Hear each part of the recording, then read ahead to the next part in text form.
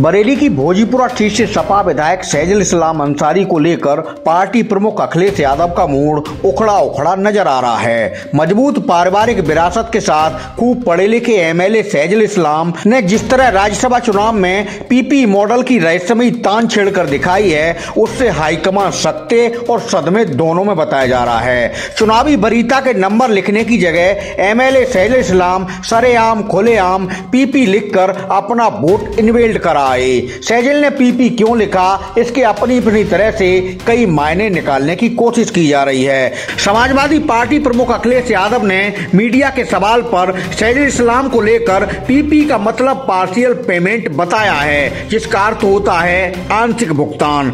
अखिलेश ने सैजुल के मामले को कथित रूप से चुनाव में लेन देन से जोड़ने की कोशिश की है। दूसरी ओर सपा विधायक सैजुल इस्लाम की पीपी धुन को उनके बर्बाद पेट्रोल पंप से जोड़कर देखा जा रहा है, जिस पर उनके द्वारा सीएम योगी आदित्यनाथ के खिलाफ बम बंदूक गोली की भाषा बोलने के बाद सरकार का बुलडोजर गरजा था और सबको जमींदोज कर दिया गया था।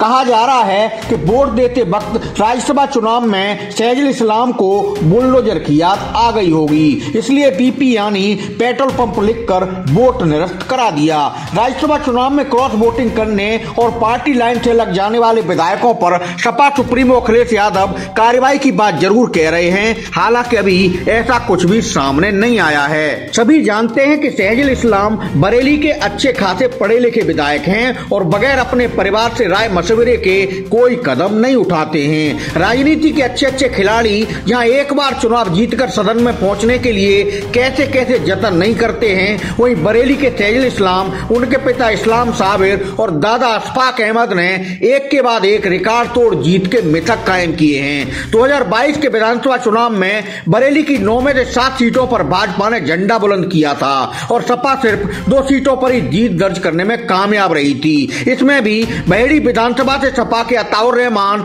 जहां बमुश्किल 3,355 वोटों से किसी तरह जीत दर्ज कर पाए थे, वहीं सैजुल इस्लाम ने 9,409 वोटों के अंतराल से भोजीपुरा में अपना झंडा बुलंद करके दिखाया था। इसके बाद भी सपा हाईकमान ने सैजुल की जगह अताउर रहमान को ज्यादा तवज्जो दी और उन्हें पार्टी का प्रदेश महासचिव बना दिया।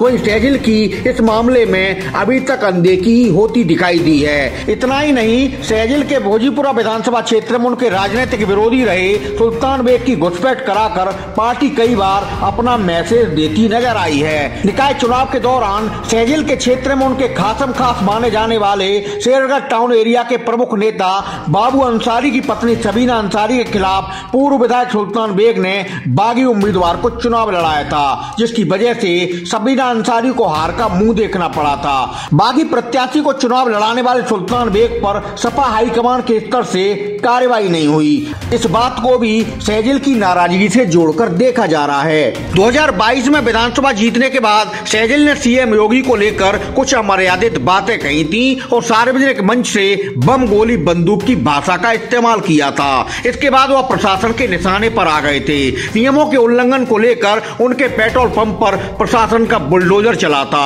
स्थानीय स्तर पर कहा जा रहा है कि सपा हाईकमान ने सैजुल के पेट्रोल पंप पर हुई कार्रवाई का विरोध सही से नहीं किया और कुछ नेताओं का प्रतिनिधि मंडल उनके घर भेजकर अपना काम पूरा मान लिया।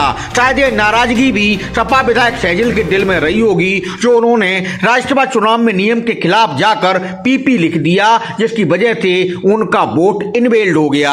इससे साबित होता है कि सैजुल और समाजवादी पार्टी के बीच पहले से ही सब कुछ ठीक नहीं चल रहा। उनके रिश्तों में तनाव की सच्चाई राष्ट्रपति चुनाव के समय भी सामने आ चुकी है, जब सैजुल इस्लाम ने पार्टी लाइन के खिलाफ जाकर क्रॉस वोटिंग की थी और अपना मत एनडीए समर्थित उम्मीदवार द्रौपदी मुर्मू को दिया था, जो जीत के साथ महामहिम बनी।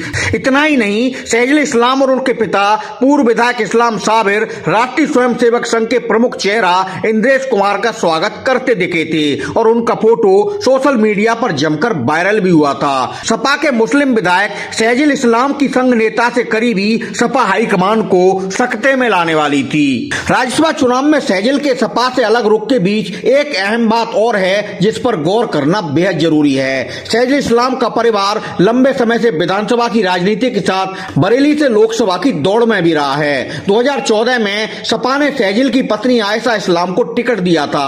उस चुनाव में आयशा इस्लाम को 2,86,000 88,000 वोट मिले थे, मगर वह जीत की दहलीज से दूर रह गई थी। उससे पहले उनके ससुर पूर्व विधायक इस्लाम साबिर 97, 99 और 2004 में बरेली लोकसभा से किस्मत आजमा चुके थे, मगर जीत एक बार भी उनके हिस्से में नहीं आई। सूत्रों का कहना है कि 2019 के लोकसभा चुनाव में सपा बसपा गठबंधन के साथ मैदान में उतरी तो सहजिल के परिवार को मजबूत समीकरण देखकर सपा से फिर टिकट की उम्मीद थी, मगर पार्टी प्रमुख अखिलेश यादव ने इस बार बरेली से पूर्व मंत्री भगवत शरण गंगवार को चेहरा बना दिया। भगवत शरण को चुनाव में 3,97,988 वोट मिले, लेकिन जीत से वह भी दूर रह गए। समाजवादी पार्टी को हमेशा से तड़पाने वाली बात यह रही है कि बरेली सीट पर कभी उसको जीत नसीब नहीं हुई है। इस बार सपा ने कांग्रेस से गठबंधन के साथ पूर्व सांसद प्रवीण सिंह ऐरन पर दांव खेला है, जबकि टिकट का दावेदार साबिर सहजिल परिवार भी बताया जा रहा था। जाहिर सी बात है कि सहजिल को हाईकमान का रुख शायद पसंद नहीं आ रहा, इसलिए वह पार्टी लाइन से अलग जाकर अपनी पीपी तान छेड़ रहे हैं। सभी जानते हैं कि बरेली मंडल में मुस्लिम राजनीति का सबसे प्रमुख नाम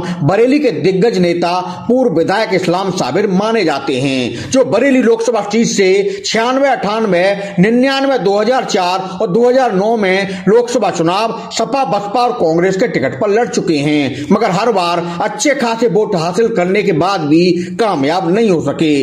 इस्लाम साबिर के पिता अशफाक अहमद 5 बार विधायक रहे थे। ताऊ रफीक अहमद भी बरेली से जीतकर सदन में पहुंचे थे। बरेली की राजनीति में मुस्लिमों के सबसे बड़े तबके पर मजबूत पकड़ रखने वाले इस्लाम साबिर के बेटे पूर्व मंत्री सहजिल इस्लाम कैंट बिथरी और अब भोजीपुरा से चौथी बार एमएलए हैं। सहजिल इस्लाम और उनके परिवार की राजनीतिक ताकत का अंदाजा इसी बात से लगाया जा सकता है कि वह मौलाना तौकीर रजा खां की पार्टी आईएमसी से भी भोजीपुरा में अपनी विजय पताका फहराने में कामयाब रहे थे। सभी जानते हैं कि 2022 विधानसभा चुनाव में कांग्रेस छोड़ सपा में शामिल होने से पहले तक पार्टी के मौजूदा लोकसभा उम्मीदवार प्रवीण सिंह ऐरन का साबिर सहजिल परिवार से राजनीतिक तौर पर 36 का आंकड़ा रहा है। सहजिल ने 2002 में पहली बार बरेली कैंट से निर्दलीय उम्मीदवार के तौर पर शानदार जीत दर्ज की थी। ऐसा तब हुआ था जब उनके पिता इस्लाम साबिर सपा उम्मीदवार के रूप में मैदान में आए थे और सहजिल ने डमी के रूप में पर्चा भरा था। विरोधियों की चाल से इस्लाम साबिर का उस चुनाव में पर्चा खारिज हो गया था और उसके बाद उनके पुत्र सहजिल इस्लाम ने विरोधियों को निर्दलीय ही चारों खाने चित कर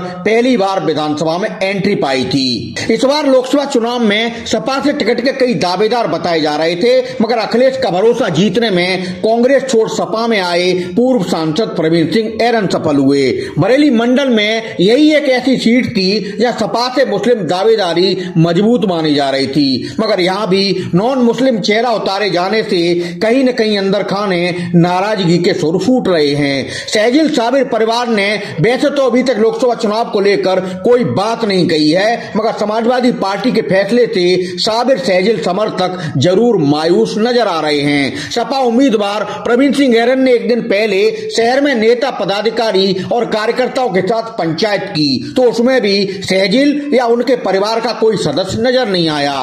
राज्यसभा चुनाव में टीपी धुन छेड़ने वाले सपा विधायक सहजिल इस्लाम का भी कोई बयान सामने नहीं आया है, मगर अखिलेश उन्हें लेकर जरूर तल्खी से बयान देते दिखाई दे रहे हैं। देखने वाली बात यह है कि आगे ये कहानी किस मोड़ पर जाने वाली है।